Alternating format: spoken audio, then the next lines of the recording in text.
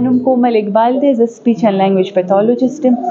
الخدمت فاونډیشن یو ډېر ښه سټپ دی چې کوم ماشومانو په اورېدو کې یا خبرو کولو کې مسله وي هغوی دپاره داسې کیمپ انیشیټ کو کوم کې چې به موږ ماشومانو ته فری سپیچ تھراپي اور هیرینګ ایډز لګو.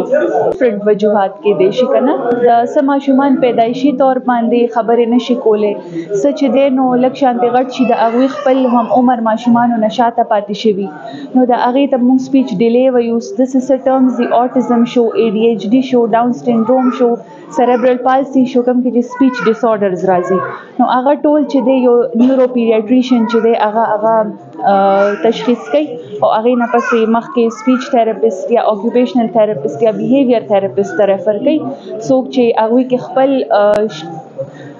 اسسمنٹ کوي او هغې لحاظ سره بیا تھراپیز کوي. تھراپیز ډېر ټایم پورې هم چلیدی شي، منث هم چلیدی شي، ایئر هم چلیدی شي، ډیپینډ کوي ماشوم په کوم لیول باندې دی. سر چې کوم autism شو یا ADHD شو نو د دې اوسه پورې څه خاص کاز نه دی معلوم شوی. سپیچ ډیلی د هغې ډفرنټ کازز کیدی شي خو نور چې کوم د براډ ټرمز دي د دوی څه خاص کاز نه دی معلوم شوی.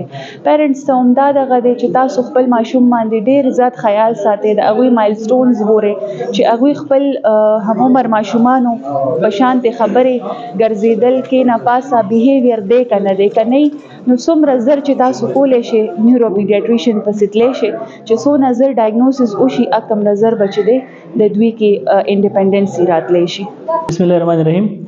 زما نوم ډاکټر عبدالحمید دی او زه په الخدمت هسپتال ډبګرۍ پېښور کې بطور کنسلټنټ پیډیاټریشن چایلډ سپیشلیسټ او ډیپټي ډایرکټر په طور باندې کار کوم.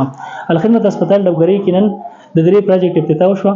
په دې پروجیکټ کې چې دی آنلاین پروجیکټ هغه د CAH یعنې د کنجنټل اډرینل هایپرپلیزیا د مریضانو لپاره و. کنجنټل اډرینل هایپرپلیزیا چې دی نو دا یو موروثي بیماري ده په کوم کې چې ماشومانو په اډرینل ګلینډ کې مسله وي. د داسې ماشومانو ته د ژوند د بقا دپاره عمر بر دپاره چې د دوایانو ضرورت وي. که داسې ماشومان په دوایانو کې قضایي وکړي نو د هغو ژوند چې دی نو هغه به سټیک کېږي او دا دوایانې چې کوم د دې ماشومانو دپاره په کار وي نو دا په مارکیټ کې اکثر موجود هم نه وي او که وي نو ډېر ګران وي. بل دا دی چې د دې پیرنټس چې کوم د دې ماشومان یې دي نو هغه افورډینګ ډېر نه دي نو دې وجې نه د دې لپاره د دې ماشومانو علاج جاري ساتل مشکل وي. نو الحمدلله د الخدمت فاونډیشن په تعاون سره په الخدمت هسپتال ډبګرۍ کې د 250 داسې مریضانو لپاره د پری ټریټمنټ نن پروجیکټ شروع شو. په دې پری ټریټمنټ کې به دوی ته پری کنسلټیشن میلاویږي، ورسره سره به دوی ته پری میډیسن میلاویږي، دیو لیب ټیسټ په الخدمت هسپتال ډبګرۍ کې پری کیږي او دې سره سره چاته د کریکشنل سرجری ضرورت وي نو هغه سرجریز به ډېر په نامینل چارجز باندې په الخدمت هسپتال ډبګرۍ کې کیږي. دویم زموږ پروجیکټ چې دی نو هغه د داسې ماشومانو لپاره دی چې کوم د سماعت نه محروم دي، د اورېدو نه محروم دي او خبرې نشي کولی.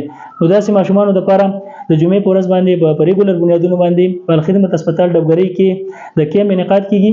په دې کیمپ کې به اډیالوجسټ د داسې ماشومانو چې دی نو د هغو هیرینګ اسسمنټ ټیسټ کوي او ورسره کوم ماشومانو ته چې د سماعت د آلې ضرورت وي نو هغه آله چې د کم قیمت په لکونو کې دی داسې آله به ورته فري میلاویږي او د دې سره سره چې دی نو سپیچ تھراپي به هم دې ماشومانو ته په الخدمت هسپتال ډبګرۍ کې میلاویږي. دریم پروجیکټ چې کوم نن دلته پراستنه شروع شو نو هغه پروجیکټ چې دی نو هغه د کټ تالو او کټ شونډې والا ماشومانو لپاره دی. داسې ماشومان چې پیدایشي طور د هغو تالو کټ وي او شونډې کټ وي نو د هغو علاج به هم په الخدمت هسپتال ډبګرۍ کې انشاءالله د روانې هفتې نه پرې کېږي. مریضان چې دي نو دا مطلب په دې کې څه د علاقې او د ایریا څه تخصص څه دی نه د ټول کې نه بلکې د ټول ملک نه چې دی نو مریضان راتلی شي او هغه د دې سهولت نه چې دی نو استفاده کولی شي.